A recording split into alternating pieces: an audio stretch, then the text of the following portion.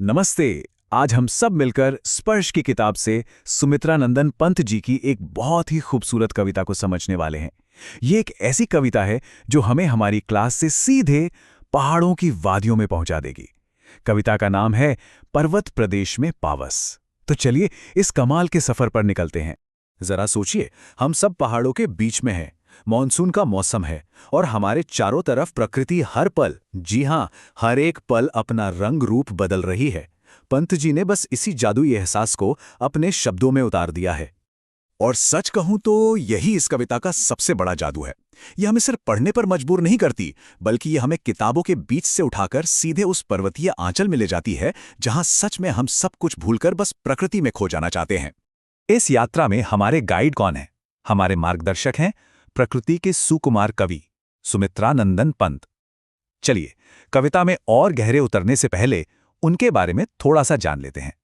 पंत जी हिंदी साहित्य के छायावाद युग के 4 सबसे जरूरी स्तंभों में से एक माने जाते हैं। पता है, प्रकृति से उनका रिश्ता इतना गहरा था कि जब हम उनकी कविताएं पढ़ते हैं तो ऐसा लगता है जैसे प्रकृति खुद सांस ले रही हो। उत्तराखंड के खूबसूरत कौसानी में उनका जन्म हुआ और उनका साहित्यिक जीवन तो कमाल का रहा। उन्हें साहित्य अकादमी पुरस्कार मिला, पद्म भूषण से सम्मानित किया गया और तो और हिंदी साहित्य का सबसे बड़ा सम्मान ज्ञानपीठ पुरस्कार भी उन्हें मिला। तो चलिए अब कविता की पंक्तियों में गोता लगाते हैं। इसकी शुरुआत होती है एक बहुत ही शांत और विशाल पहाड़ी दृश्य से। वो नज़ारा जो तेज बारिश होने से ठीक पहले का होता है। इन पंक्तियों में ही पूरी तस्वीर आंखों के सामने आ जाती है ना? वर्षा ऋतु का समय है, जगह है पर्वतीय प्रदेश और प्रकृति हर पल नए नए कपड़े पहन रही है, यानी अपना रूप बदल रही है। कवि एक विशाल पर्वत की कल्पना करते हैं जो अपनी हजारों फूलों वाली आंखों से नीचे फैले तालाब में अपनी परछाई को देख रहा है। यहाँ एक शब्द पर ध्यान देना बहुत जरूरी है, मेखलाकार। ये शब्द थोड़ा मुश्किल लग सकता है, पर इसका मतलब है करधनी यानी कमरबंद के आकार का। कवि ने पहाड़ों की पूरी श्रृंखला को एक विशाल करधनी जैसा बताया है, जिसने जैसे धरती की कमर को घेर रखा हो। तो इन पंक्तियों का सीधा सा मतलब ये हुआ कि कवि ने यहाँ पर्वत का मानवीकरण कर दिया है, यानी पर्वत को एक इंसान बना दिया है। एक ऐसा इंसान जिसकी हजारों आंखें हैं, जो असल में फूल हैं, और वो नीचे फैले तालाब रूपी आईने में खुद को बड़े गर्व से निहार रहा है। और अब देखे, इस शांत दृश्य में झरनों की एंट्री होती है। उनकी जो झरझर की आवाज है ना, वो ऐसी लग रही है मानो वो पहाड़ की महानता के गीत गा रहे हों, उसका गुणगान कर रहे हों। यहाँ झरनों की सुंदरता पर जरा गौर कीजिए। उनकी तुलना किससे की गई है? मोतियों की लड़ियों से। ये एक ऐसा नज़ारा है जो सिर्फ आंखों को ही अच्छा नहीं लग रहा, बल्कि झरनों की वो संगीतमय आवाज सुनने वालों के मन में एक नया जोश और उत्साह भर रही है। अब कवि का ध्यान जाता है पर्वत के सीने पर उगे ऊंचे ऊंचे पेड़ों पर। ये पेड़ एकदम शांत, बिना हिले डुले, चुपचाप आसमान की ओर ऐसे देख रहे हैं जैसे किसी बहुत गहरी सोच में डूबे हुए हों। यहाँ पेड़ों को ऊंची आकांक्षाओं यानी एम्बिशंस का प्रतीक बताया गया है। बिल्कुल वैसे ही जैसे कोई इंसान अपने बड़े लक्ष्य को पाने के लिए चिंता में डूबा हुआ एकटक उसे देखता रहता है, वैसे ही ये पेड़ भी आसमान को देख रहे हैं। ये फिर से मानवीकरण का एक बहुत ही शानदार उदाहरण है।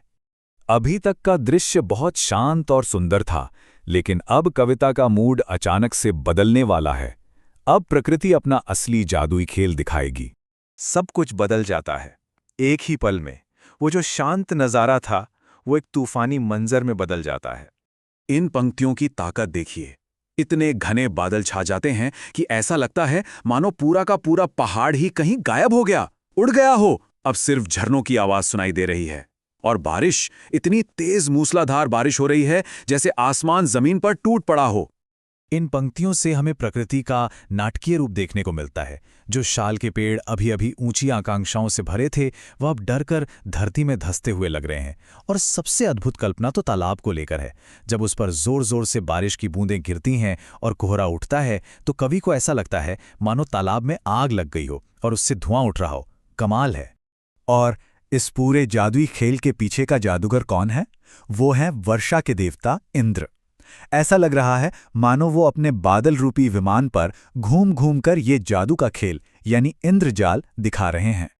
चलिए अब जरा कवि की उस जादूगरी की बात करते हैं, यानी उन साहित्यिक तरीकों की जिनकी वजह से ये कविता इतनी जिंदा दिल बन गई है और हाँ, ये हिस्सा परीक्षा के नजरिए से बहुत बहुत जरूरी है।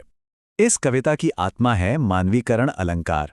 सीधे शब्दों में, जब हम किसी बेजान चीज को, जैसे पहाड़, झरने या पेड़ को, इंसानों की तरह काम करते या महसूस करते हुए दिखाते हैं, तो उसे मानवीकरण कहते हैं। और पंत जी तो इसमें माहिर थे। कविता में इसके कई उदाहरण हैं, जैसे पर्वत का अपनी फूलों वाली आंखों से खुद को देखना, झरनों का पहाड़ के लिए गीत गाना और पेड़ों का चिंता में डूबकर आसमान को ताकना। ये सब मानवीकरण के बेहतरीन उदाहरण हैं। इन्हें अच्छे से याद रखना है। बहुत बढ़िया।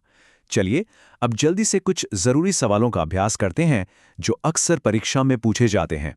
इससे हमारा रिवीजन भी हो जाएगा। तो पहला सवाल, झरने किसके गौरव का गान कर रहे हैं और उनकी तुलना किससे की गई है? जरा सोचिए। जी हां, बिल्कुल सही। झरने अपनी झरझर की आवाज से पर्वत के गौरव का गान कर रहे हैं और उनकी सुंदरता की तुलना मोतियों की लड़ियों से की गई है। अगला सवाल, कवि ने तालाब को किसके जैसा बताया है और ऐसा क्यों कहा है? इसका जवाब भी बहुत आसान है। तालाब की समानता दर्पण यानी आईने से की गई है। क्यों? क्योंकि उसका पानी इतना साफ और स्थिर है कि पर्वत उसमें अपनी विशाल परछाई को साफ साफ देख सकता है। और अंत में एक सवाल हम सबके सोचने के लिए। ये कविता हमें प्रकृति के जादू को महसूस करना सिखाती है। क्या कभी हम सबने भी प्रकृति का कोई ऐसा रूप देखा है जिसे देखकर लगा हो कि यह सच नहीं बल्कि कोई सपना चल रहा है? इस पर जरूर सोचिएगा। उम्मीद है इस चर्चा से कविता को और गहराई से समझने में मदद मिली होगी। धन्यवाद।